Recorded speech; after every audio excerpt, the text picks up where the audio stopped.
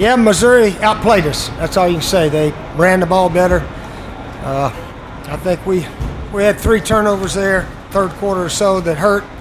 And I don't know that we got any turnovers. Probably not. So they played smarter than us. They were able to run the ball. Their third down conversions were very good, 9 of 16. And they're a better team. They're a better team, better coaches. I don't think we coached a spectacular game, but anyway, give Missouri credit. They played with no turnovers. We had 3 big ones, and they ran the ball better than us. Give those guys credit. All right, what we got? Steve, do you think it would be that difficult to run the ball? It seemed like the defense is really geared up for it.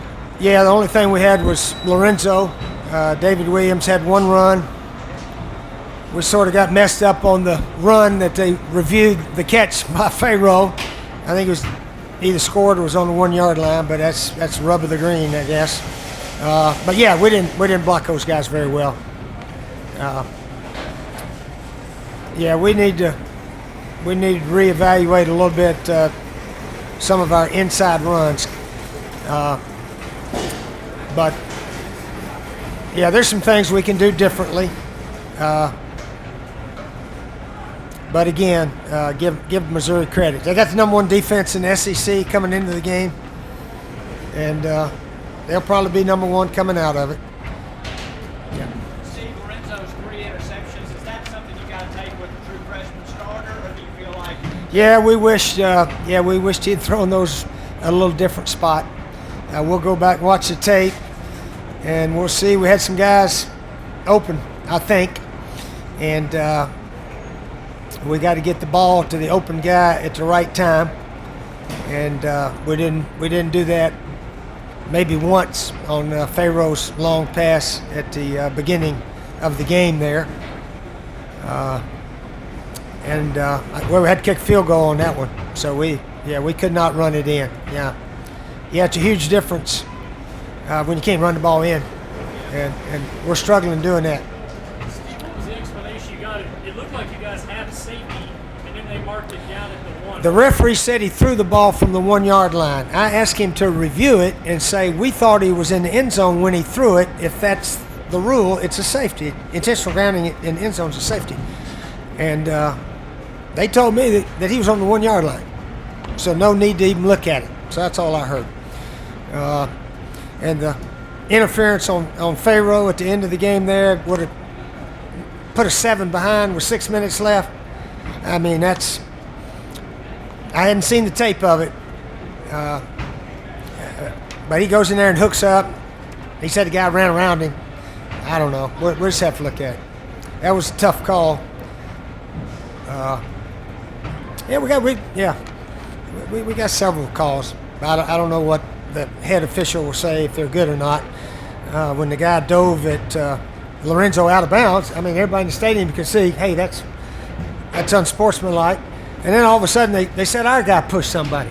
Did anybody in the ballpark see our guy push anybody? No. They said Matrick blocked the guy, and he was out of bounds, and he gave him a little shove like that. That was the explanation I got. So these phantom calls, my goodness. I get, same thing as trying to clip a guy 5 yards out of bounds, and a guy's blocking the guy and gives him a little shove. I don't know. Maybe they're right and I'm wrong, but and that's not what beat us. Don't get me wrong. That's not what beat us. But I don't like these phantom calls. When nobody in the ballpark sees it, how can you call that? And we've had our share this year. Okay. Usually I don't say anything about officiating. And we'll go back and look where he threw the ball from. I never saw a replay. Here at Missouri, they won't show you the replay unless they think maybe it's going against them. I don't know. But some of our guys up top thought he was in the end zone. But we'll have to check the tape on it. The ref said he was in on the 1-yard line when he did that. Another quarterback with a really high completion percentage against you guys. What's the pitch for that?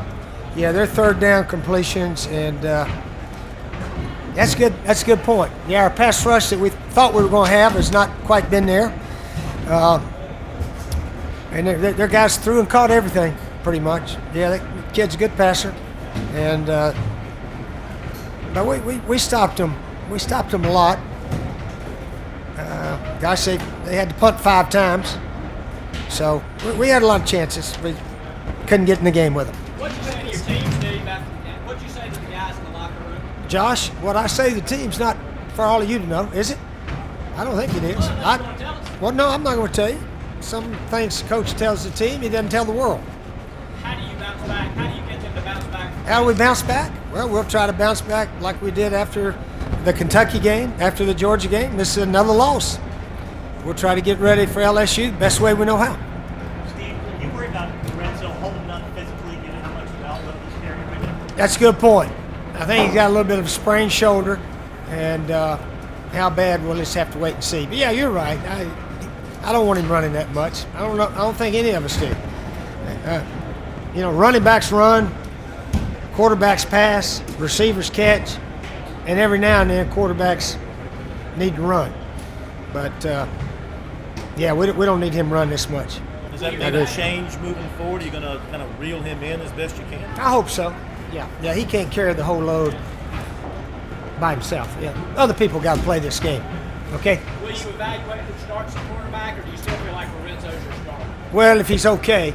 If not, we'll give Skarnecki a chance with Perry this week if Zoe's out. But if Lorenzo's healthy, he's still your starter. Oh yeah. He had a lot of big plays. Had an unfortunate 3 picks there, and he just overthrew and underthrew, and so forth. Yeah. All right.